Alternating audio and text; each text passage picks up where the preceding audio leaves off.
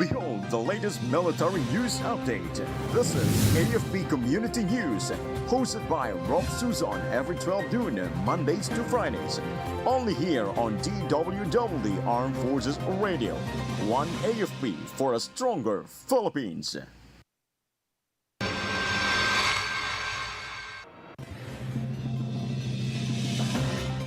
NTFL-CAC slams have the move to defund barangay development program.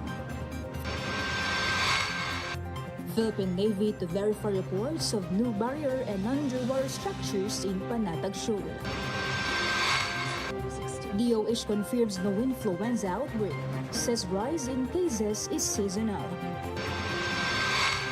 Malacanang urges Pinoys to keep calm and be patient with flood control mess probe.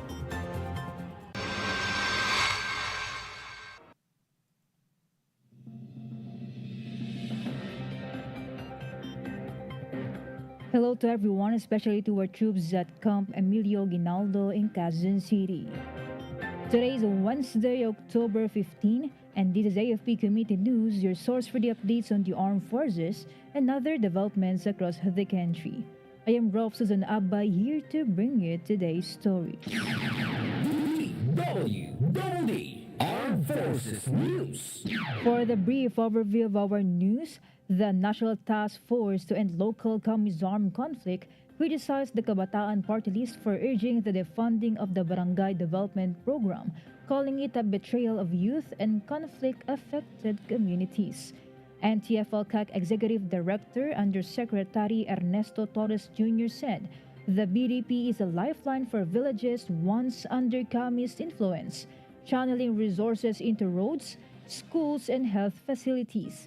He clarified that the BDP undergoes strict auditing and coordination with national agencies to ensure transparency and accountability.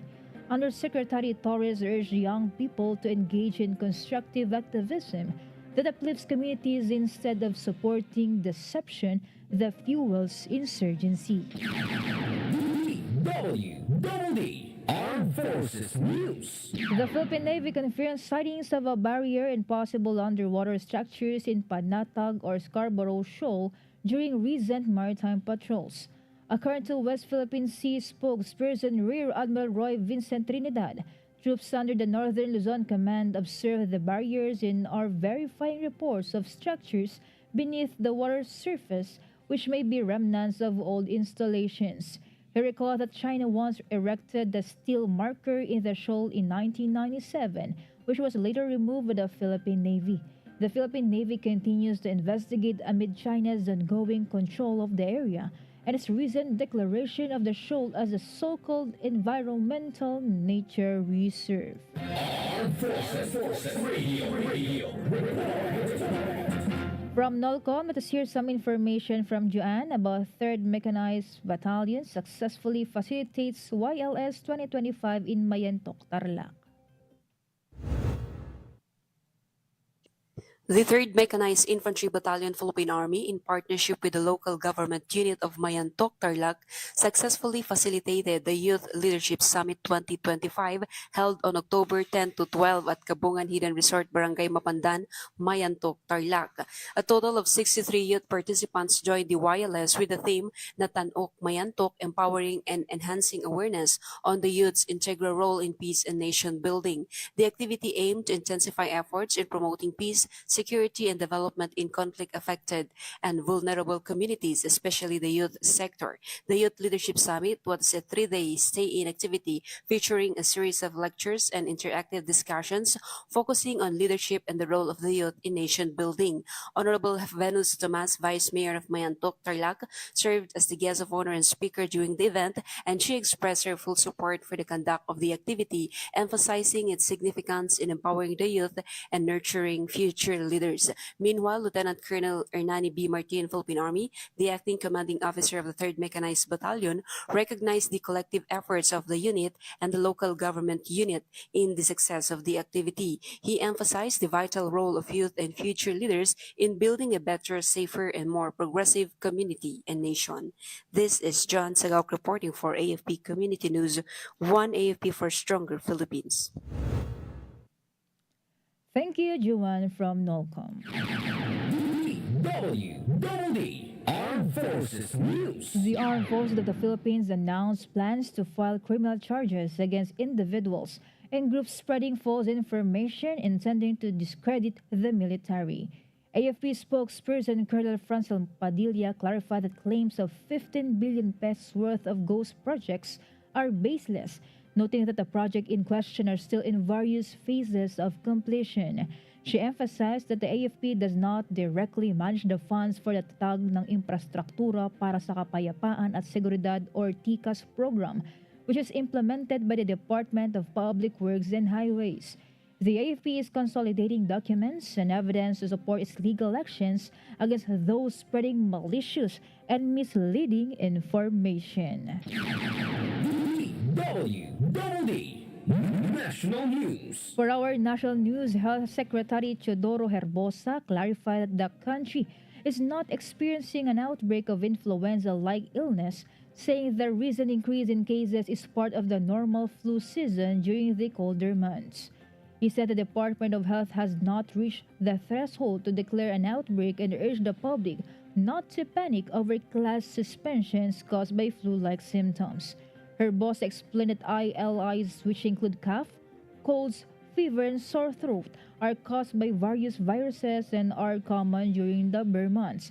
He reminded the public to follow preventive measures such as frequent hand washing, wearing masks when sick, and ensuring proper ventilation to help curb seasonal flu transmission. Armed Forces Radio. Let us hear more from Maljoy of 1st Year G about 103rd Infantry Battalion joins the Kapihan meeting towards strengthening peace and order in Kalinga.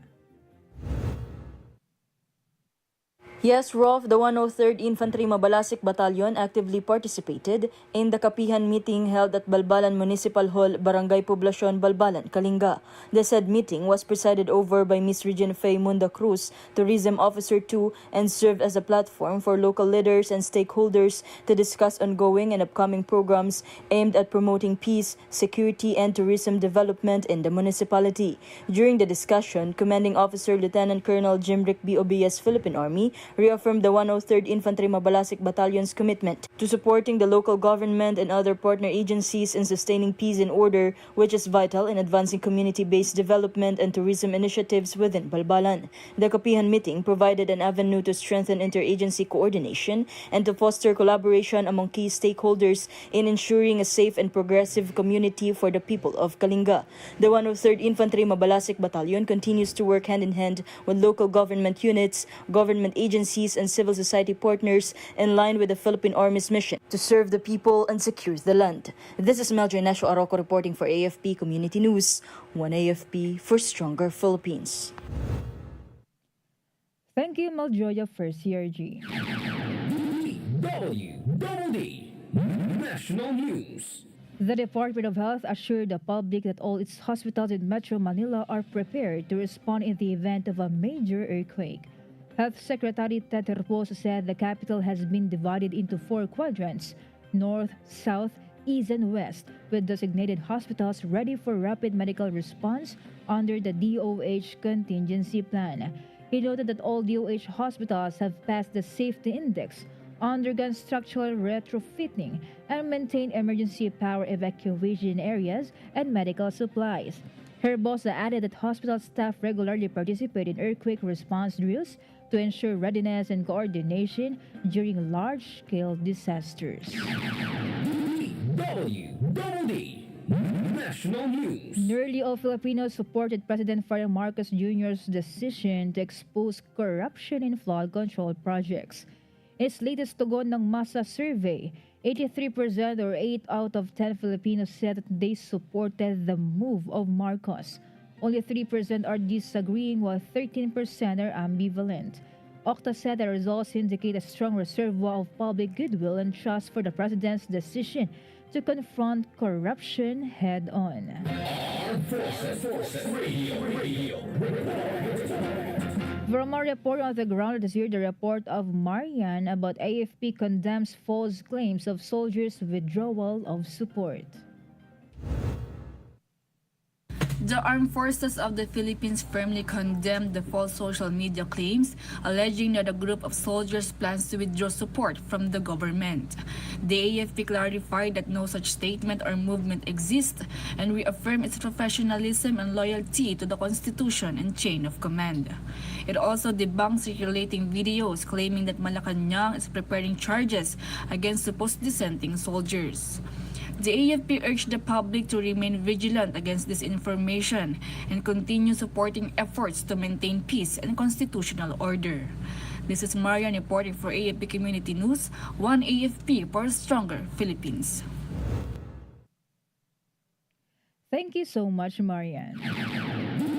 DWDD National News. Malacanang has called on the public to be calm and patient as the government makes progress in its probe in the flood control project scandal. Palace Press Officer Undersecretary Attorney Claire Castro said the investigation can't be done hastily. Castro then urged the public to allow the Independent Commission for Infrastructure to do its job and complete its probe on the corruption issues hounding infrastructure projects. The palace official noted that cases may be filed against personalities tagged in the anomalies in the coming weeks. DWDD National News. Malacanang defended unprogrammed appropriations in the national budget, saying that these funds can be used during times of natural calamities. Palace Press Officer Undersecretary Claire Castro made a statement when asked for comment regarding those criticizing the proposed 6.793 trillion pesos national budget for 2026, particularly the unprogrammed appropriations. Castro said the budget, including the unprogrammed appropriations, are needed especially if the funds of the NDRRMC has been depleted since there were a lot of calamities now. She then explained that once depleted and if the government no longer have contingent funds, then they can get unprogrammed appropriations from SAGIP. Armed Forces Radio. More updates from Gina. 73rd IB joins groundbreaking for a new farm-to-market road in Davao Occidental.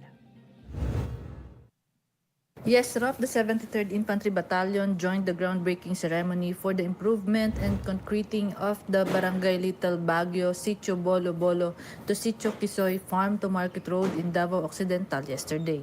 The project, led by the Provincial Local Government Unit of Davao Occidental, aims to boost agricultural productivity and enhance access to markets. The new road will connect remote communities, improve livelihoods, and foster sustainable development. The 73rd IB's participation highlights its commitment in supporting government initiatives that promote peace, progress, and resilience in local communities. This is Gina reporting for AFP Community News, One AFP for Stronger Philippines. Thank you so much, Gina. DWDD National News. For other national news, the Independent Commission for Infrastructure said the former House Speaker Martin Romualdez denied receiving kickbacks from the alleged anomalous flood control projects. IZI Executive Director Brian Keith Hosaka disclosed this as Romualdez attended the ICC closed-door hearings yesterday. Hosaka said the former House Speaker rejected the accusations he was involved in the kickback scheme and shared significant information that clarified his role on the budget process. He also named several lawmakers supposedly involved in the crafting of the national budget. The ICI will summon the named legislators, according to Hosaka. DWDD National News. On the other hand, the government service insurance system is ready to provide financial aid to government workers and pensioners in Davao Oriental and nearby provinces. This follows the twin earthquakes that struck the region last week. GSIS President and General Manager Vic Veloso said the pension fund would activate its emergency loan program for members and pensioners. He added that they stand ready to provide immediate financial assistance to help their members and pensioners recover from the effects of the earthquakes.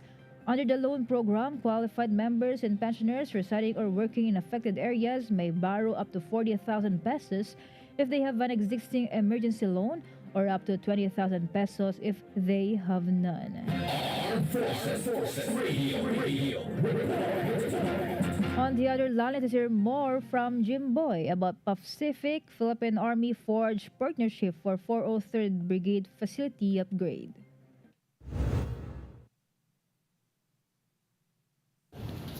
The Philippine Army Finance Center produces integrated cooperative in partnership with the 403rd Infantry Brigade and the 5th 2nd Engineer Construction Battalion held the signing and groundbreaking ceremony for the renovation of the multi-purpose covered court at the 403rd Brigade headquarters. The event symbolized a shared commitment in improving soldier welfare and community facilities. As part of the activity, Pacific distributed hygiene kits to 450 pupils of BCT Elementary School and reaffirmed its ongoing scholarship support for students in Bukidnon. The initiative highlights Pacific and the Philippine Army continue partnership in advancing education, community development, and nation building. This is Jimboy reporting for AFP Community News, 1 AFP for Stronger Philippines. Thank you so much, Jimboy. DWDD National News. Meanwhile, the Department of Health admitted that there is a need to revisit and adjust disaster response plans, especially healthcare infrastructure and protocols for the big one. DOH Secretary Teodoro Herbosa noted that existing plans for the big one are now outdated as there have been many changes in the National Capital Region and its hospitals since disaster response plans were crafted years ago. He explained that the study made by JICA about a 7.2 magnitude and 10.6 earthquake or the big one was done 20 years ago. Herbosa added that the increasing number of sky-high buildings and condominiums, plus open spaces and bigger hospitals are among the reasons that must be considered in adjusting the disaster response plans. DWDD National News. President Ferdinand Marcos Jr. led the inspection of the nearly completed Camalanigan Bridge, which will connect the northeastern and northwestern parts of Cagayan Province. Once completed, the bridge will connect the towns of Apari and Camalanigan. It is the only bridge crossing the Cagayan River in the northernmost part of Cagayan. According to Malacanang, the Camalanigan Bridge is expected to improve accessibility, strengthen economic connections, and cut travel time between the towns of Apari and Balesteros. Armed Forces Radio. Some information from MOND about Philippine Navy showcases BRP Miguel Malvar in La Union ship tour.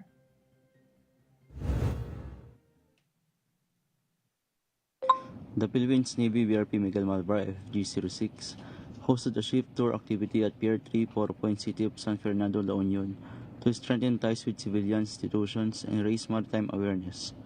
Visitors learn about the ship's history, functions, and defense capabilities through guided tours by its officers and crew. The activity aimed to promote public appreciation of the Navy's role in safeguarding the nation's maritime interests. The event underscored the Navy's dedication in fostering civil-military cooperation and nation-building. This is Mon reporting for AP Community News, 1 AP for Stronger Philippines.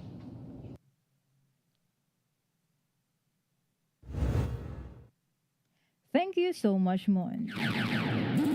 DWDD National News. The Department of Foreign Affairs has filed 47 diplomatic protests against China in 2025. This brings a total of 245 diplomatic protests filed since 2022. DFA Secretary Maria Teresa Lazaro said they filed the latest protest last Tuesday, following the recent incident in Bajo de Masinloc.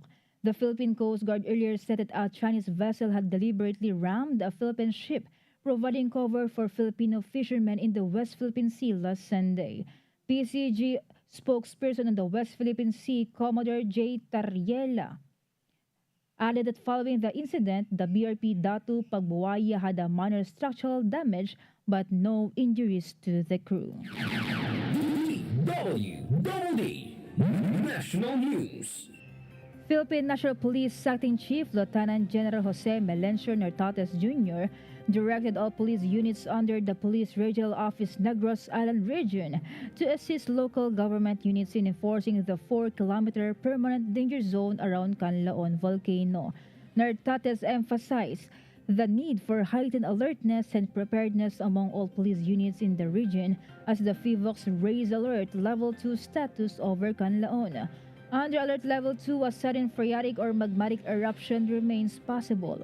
Nartates said the PNP is closely coordinating with local government units, FIVOX, and local disaster risk reduction management councils to ensure timely information dissemination, orderly evacuation, and effective enforcement of safety measures. Armed Forces Radio. And more updates from Ferdi about Philippine and Turkish armies strengthen defense cooperation.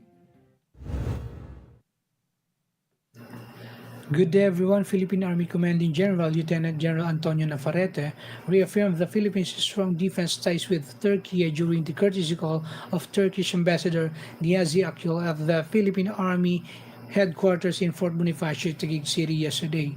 Both officials discussed the existing memorandum of understanding on defense industry cooperation and explored opportunities for joint training exchanges and defense collaboration. Captain Gökhan Gulbiten, Turkey's defense attaché to the Philippines, also joined the meeting.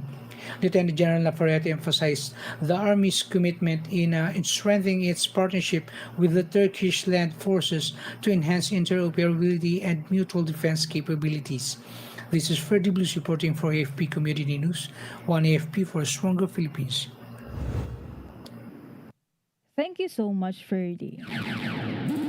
DWDD National News. The Civil Aviation Authority of the Philippines strongly urged the airlines to steer clear of Bulusan, Canlaon, and Taal volcanoes as these may suddenly erupt and spew ash. Safety advisories have been extended for flights near Bulusan, Canlaon, and Taal volcanoes. They also advise all flight operators to monitor the notices to airmen issued by the agency. CAAP said they remain vigilant and proactive in ensuring flight safety amid ongoing volcanic activity across the country. DWDD Armed Forces News. And that concludes today's broadcast, and thank you for tuning in, especially to our audience on AFP Radio, DWDD's Facebook page. Be sure to join and catch us again tomorrow for more stories and updates, same time and same station. Once again, this is Ralph Susan Abay for AFP Community News, one AFP for stronger Philippines. Behold the latest military news update. This is AFP Community News, hosted by Ralph Susan every 12 noon, Mondays to Fridays. Only here on DWDD Armed Forces Radio. One AFP for a stronger Philippines. Kayo ay nakatutok sa DWDD AFP Radio. Kami po ay kasapi ng KBP, Kapisanan ng mga Broadcaster ng Pilipinas.